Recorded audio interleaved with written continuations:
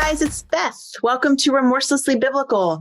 Thank you, Life Network for Women, for continuing to have us on here and to allow us the space to share our inspiration and our journey and our struggles and all things Jesus, right? Because this is what we care about. We are a group of women who don't really have much in common except Jesus, which always is enough.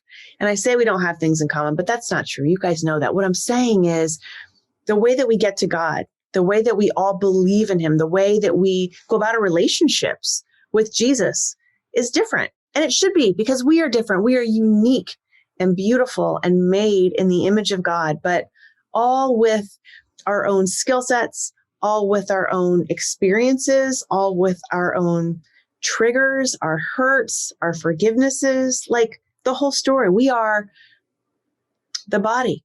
We are a community of believers, no matter where we are in the world, no matter where you are in the world, we're in this thing together. And so I just thank you again to Life Network for Women for allowing us, again, the space to share our love of Jesus. And so that is why we're here. So thank you for tuning in. Today, I have with me on the show one of my friends, and I've known her for, I want to say 2 or 3 years. And I hope that by now you guys know one of the things that I really enjoy, people, right? But sharing with you the way in which that our paths have crossed, how I've met the people in the course of my life, my journey that I've met. You know, we are all strangers in this world. Jesus calls us to the ends of the earth. That's the gospel message. And we're called to serve the least of these, the stranger, the widow, the orphan, right? But a stranger is just a stranger until you become friends. And so Erika and I met actually, I think now 3 years ago, when she used to work at the homeless shelter where I now work. She's no longer employed there, but we've stayed in touch. And we just really hit it off. As you guys know, in the course of your journeys, you do as well. You meet somebody and, you know, God's providence brings somebody into your life and you're like, I really am connecting soul to soul with this human being. The way that he or she views the world and views God and shares, and just, they have an aura, right, that you are drawn to. And that's the way I feel about Erika when she and I met. She's passionate. She's strong. She's all things social justice. She's also an adoptive mom. We'll talk about that a little bit too. And, you know, Erika met her husband in Honduras. So they were on a missions trip. And I know that that's really what she's probably going to share the most about, because that is how her spiritual formation came to be in a really big and important way. So again, just thank you for tuning in this week. Thank you for joining us. And here's my very good friend, Erika Mariglia. Okay, Erika, hi. Thank you for joining us today on Remorselessly Biblical. I'm so happy you're here. Yay. I'm happy to be here. Hi, Beth. Hi, yeah, thank you. And I told our viewers that, our listeners, that we've known each other for probably about 3 years and, kind of gave them a little bit of your backstory. But if you wouldn't mind, can you just kind of, tell everybody a little bit about yourself? And then I want to really specifically dive into sort of our similar, but also different faith journeys. Yeah, for sure.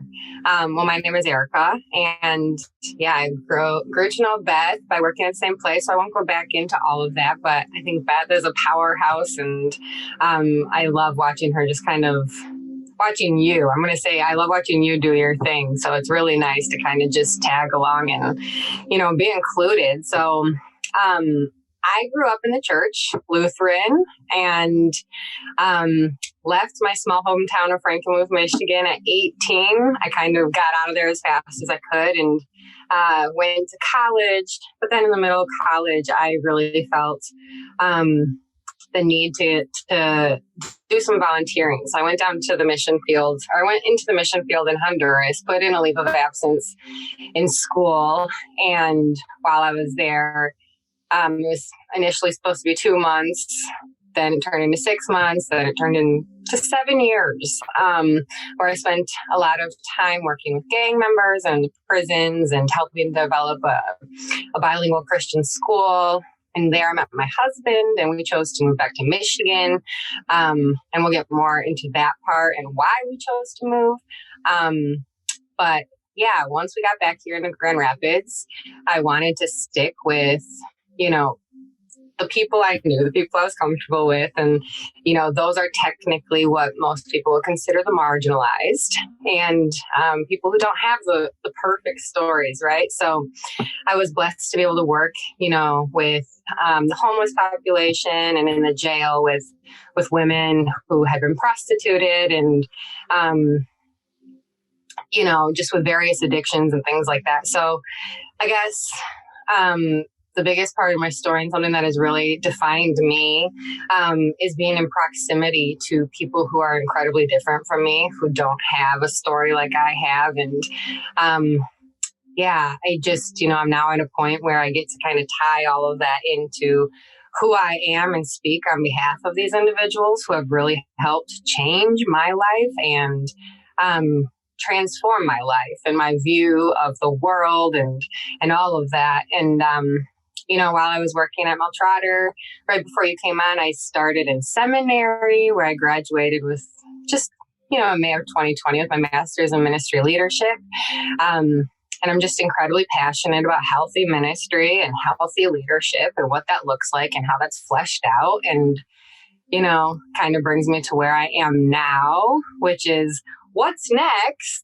But, you know, at the same time, just prayerfully kind of trying to, you know, see what God has in store and how I can take all of my experiences and education and kind of tie them together. So, yeah. And I heard you say, sort of healthy leadership and that whole experience. So when you grew up in the Lutheran tradition, yep. Did you, and I know you're really inquisitive, like you're always asking why and just, you know, behind the scenes sort of trying to understand everything. When you were a little girl and you were going to church, did anything seem, you know, wrong to you? Or did you have questions that maybe you weren't allowed to voice? Or like, what was that growing up in such, you know, a liturgical church? What did that feel like to you when you were very young?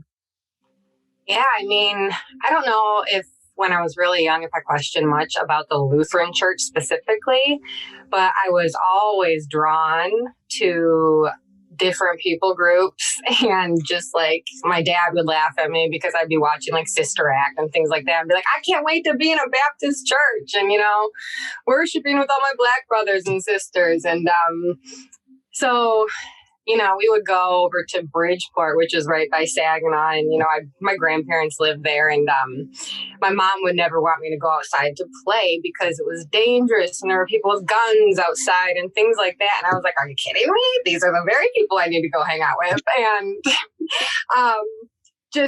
I always, for some reason, had a mindset that was just like, I need to know more. Why can't I do this? Why can't I do that? And, you know, it wasn't probably until college, high school, college, where I really started to kind of think about, you know, just the different denominations and things like that. And unfortunately, it kind of drove my family crazy because while I would attend Lutheran church with them when I was home and things like that, I would also be experiencing or experimenting with other churches. And unfortunately, my family, especially my grandparents, are very much still into the Lutheran church, and they just can't understand why I've branched out some. So I don't know if that answered the question, but yeah, no, it does. And I think that you draw a really good point about generational differences. You know, I grew up Catholic, which is not all that different than the Lutheran tradition, but my generations of Italian and Irish Catholics, you know, it's like they just didn't want to hear anything else. And so when I would bring questions to them in a very similar way, it's like they just shut them down. Not because they wanted to be disrespectful or think that my questions weren't valid, but because they just didn't have answers because they were so right here. And diversity wasn't a thing when they were growing up. In fact, it was the opposite.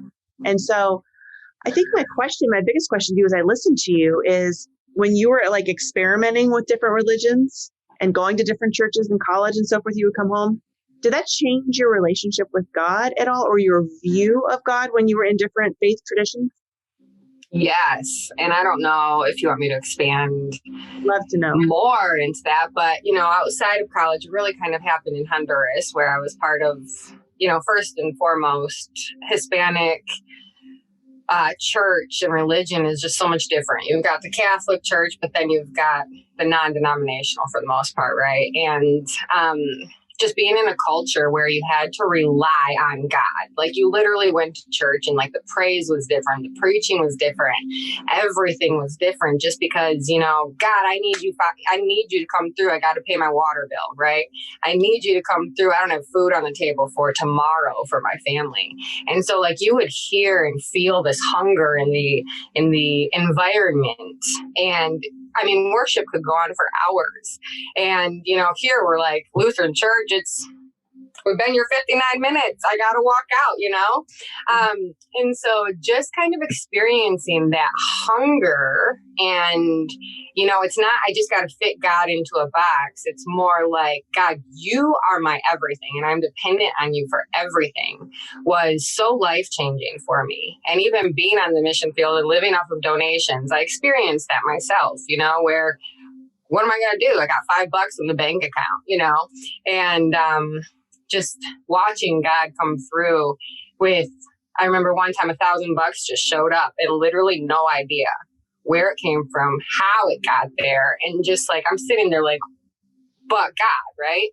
And coming back to America after that, it was like torture. I mean, literally torture. I still kind of feel that way. I've been back here almost 7 years, like trying to find a church where I get to go in and it's just like, I can't leave until I experience this presence, right?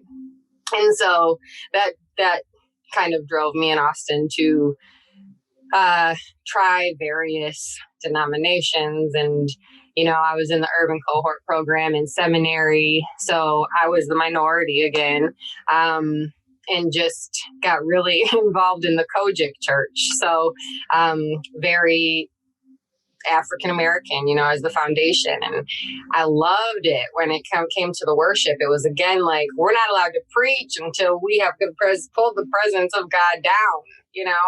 And, yeah, I've just learned so much through the different denominations and, you know, how they experience God, talk about God. And, I've kind of come to the conclusion the different denominations kind of drive me nuts. You know what I'm saying?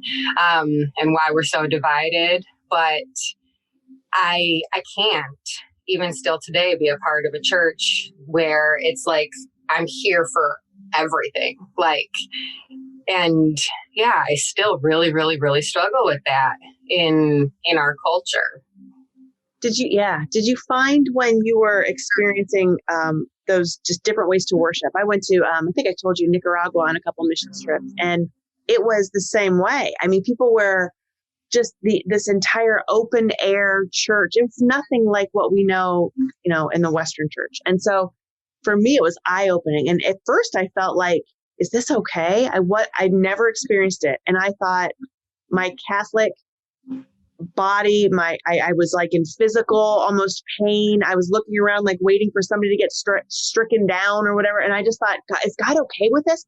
And then once I realized he's more okay with this because it's just this authentic way of showing love, relational love, not like I have to sit here and feel guilty. It's just this embrace, like sort of inclusion. And that was my question to you, Did you feel like the people that were surrounding you in those churches were more inclusive than we have here?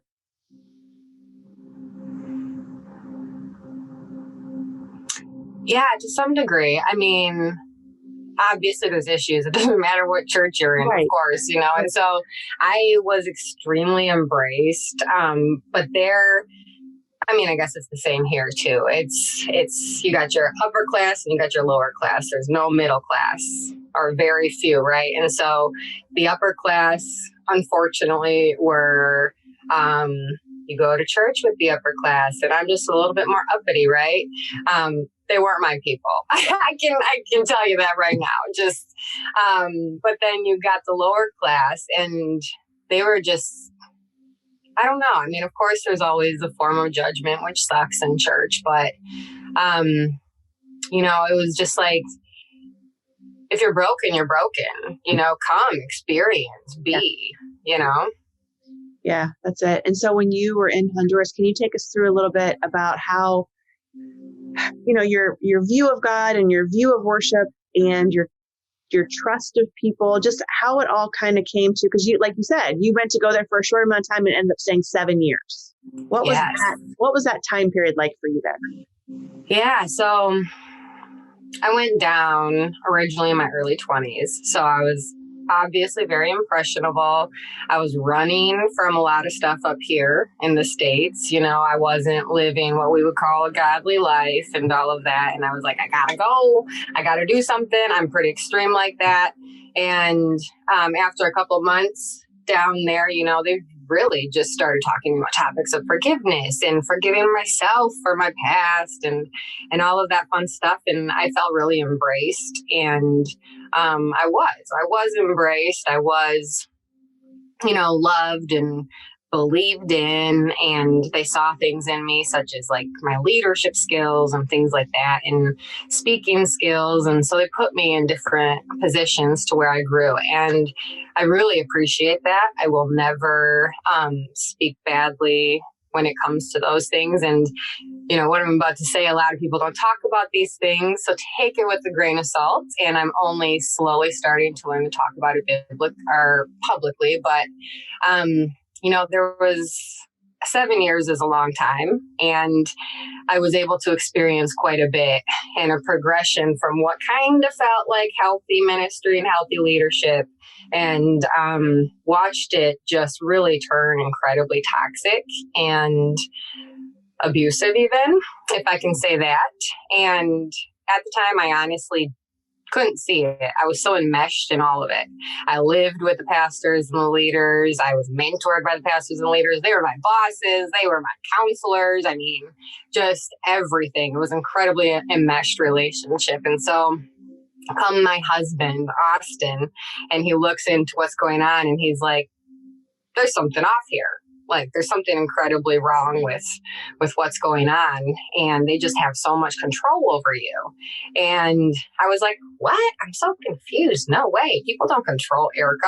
And, you know, it took us literally having to decide to leave and get married because, we had been living for about a year just under scrutiny and major control and manipulation. And I was moved around 7 different times within 1 year time period, just back and forth and back and forth. Just, we want to rein Erika in, or we're going to push her away. We're going to rein her in. We're going to push her away. And like, during this time, I had no idea I was experiencing what you would call spiritual abuse now.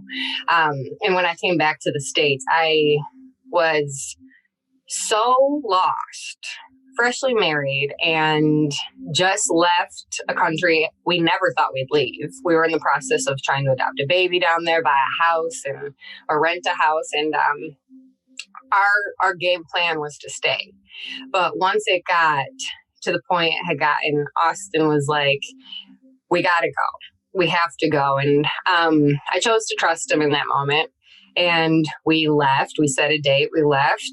And came back here, and something was just wrong mentally. Like, to be honest, I didn't have the language then, but I can now say that I was experiencing and diagnosed with symptoms of PTSD, and, you know, had to learn the language of trauma and all of that. And not trauma just from the abuse, but I was working with gang members and in prison and had witnessed death and things like that, like really hard things. And my brain was not able to process all of it. It was just crazy.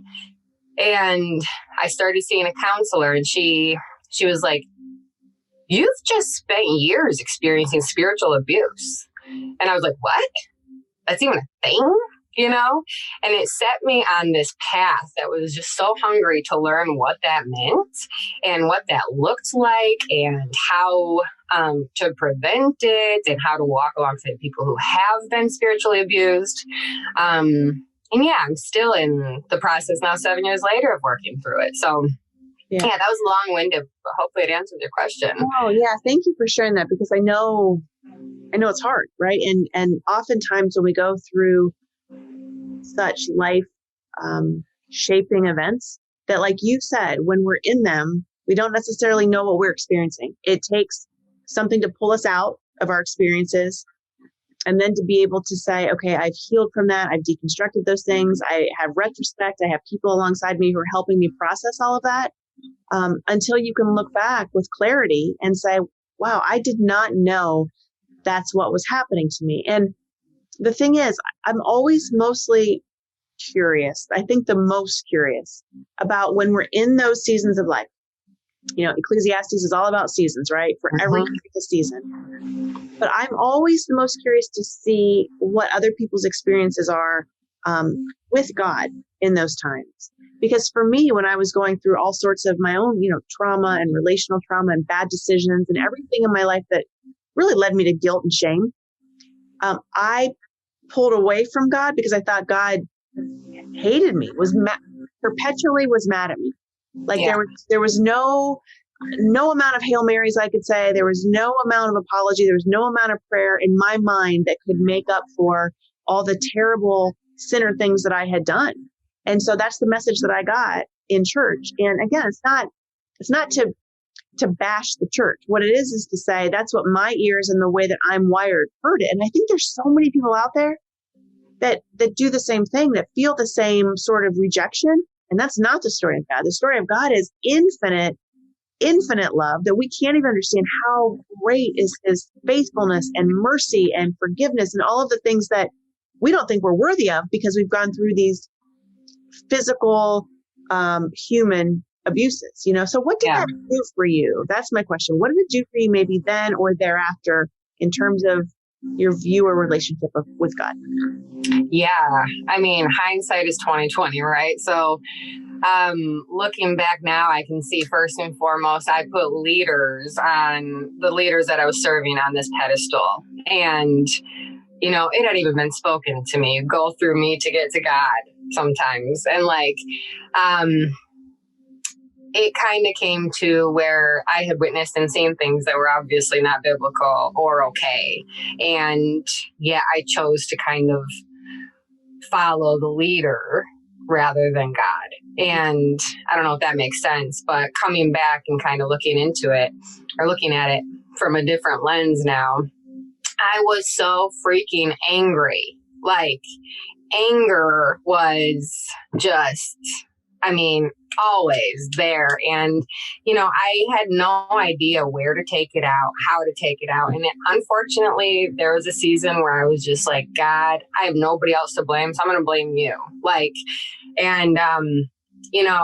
Never had I necessarily left the faith or anything. But there was definitely a season where I just could not stop asking why. Like, why? I'm a little older now, but at that point it was like I'd almost given my entire adult life to serve in a ministry setting, and I'm coming back with freaking mental health issues, and that was a hard pill to swallow. God, I said I'd serve you and all this stuff, right? Why? And unfortunately, I've heard so many stories like this, people who kind of go and get involved in ministries that aren't necessarily led in a healthy manner and have their own mental health and even addiction issues because of how they're kind of processing and coping and things like that. And so forgiveness was a really hard one for me. And I'm still kind of processing through some of that. As you work away the onion and there's, oh my gosh, still so more to forgive. But, I can look at it now and be like, he's the one that carried me all the way through it too, So, in the moment, it wasn't pretty. It was pretty messy. And What's your advice for people that are in the mission field, on the mission field, in ministry work that maybe are wondering, is this happening to me or am I viewing this? Like, what's your just advice for getting through seasons like that when they're in it? Yeah. Well, first of all, if you're questioning it, you're probably experiencing it. Just if it even hits a nerve, like, am I in the process? Am I being abused? Literally all you have to ask is, is the leader that I look up to in ministry, or my pastor, or whoever. Are they attempting to control or manipulate me in any capacity? And that's the easiest way to describe spiritual abuse, using the word to diminish, to demean, to control, to manipulate, all of the horrid things that it's not meant for. And so kind of just sitting there and being able to process, do I have control over my life? Is my voice heard? Right? Does my opinion matter? Or is it just shut up, I'm the one who knows all the answers? Right? And so, and then, if there's even a tiny inkling that you might be experiencing it, reach out to somebody, that's not in that leadership pool or whatever, Yeah, thank you. What's interesting is I hear you say that, and it can honestly be taken, that advice and those situations, into any construct, right? Yeah. Schools or anywhere where there's leadership or superiority or, hierarchical structure. And the thing is, like you said, you didn't have the language. When we are kids, we don't have the agency, the understanding, the experiential knowledge. We just don't have it because we're going through life looking at people who are older than we are, in leadership positions, sometimes, in the faith, wearing a cloth, right? All the things. And we don't question it because we're not necessarily always told that we're allowed to, especially I think as females. Yes. We're told to sort of be there, be polite, be demure, don't question things. And it just is this way. And when our brains don't process like that, or we don't accept that, I got mad at God. I was like, God, why aren't you here with me, fixing me, allowing me, or fixing them, right? Or fixing them to say, why are you not listening to her? Or at least I probably wasn't right, but I felt dehumanized. I felt like God did not love me because I felt like I didn't matter. So that is why right now at this point in my life, at age almost 50, I care so much about saying to people every day, you matter. We all matter. Whether it's the people in jail that you minister to, that we've, gone into, right? The marginalized populations in the world. It doesn't matter who, what, where. It matters that we are all made in God's image. Yes. And that's it. Like that is the period to that sentence. It doesn't matter what any of us have done. It doesn't matter where we come from. It doesn't matter what denomination we've grown up in. It matters that we are all brothers and sisters in Christ. And we're like, okay, you know what? You matter. I matter. What can I do for you to help your journey be a little lighter? And how can I help you heal? And maybe this reciprocity, right, in relationship. So it's not transactional. It's basically collaboration. Yeah. A love story. So for me, I continue to learn as I listen to you, and I think, what must that have felt like? And I think that's one of there are, as we know, awful abuses in this time. But for me, that one has always been one of the hardest ones to reconcile, because at the top of that hierarchy is God. And, and we know that God does not function like humans function, but our brains sometimes don't understand that. So. Right. Yeah. Yeah. So thank you for sharing all that. I know it's not been an easy journey. I hope that some of our listeners are encouraged by that, because, they are all around the world, and religion does not look the same all around the world. Our God is unchanging, right? But the way that we approach him is very different. So thank you for sharing that. And before we go, I want to ask you the 4 questions I leave all of our guests with. Yes, ready? Please. Okay. Yes. Number 1, how do you define God? Wow. I don't know why I was stumped by this question. I was like, I feel like this changes on a daily basis. But I guess what's in my spirit today is I just kind of woke up and was listening to a song called A Story I'll Tell. And just being able to walk through hardships of life. And it ends with, you're the God that is worthy of all praises.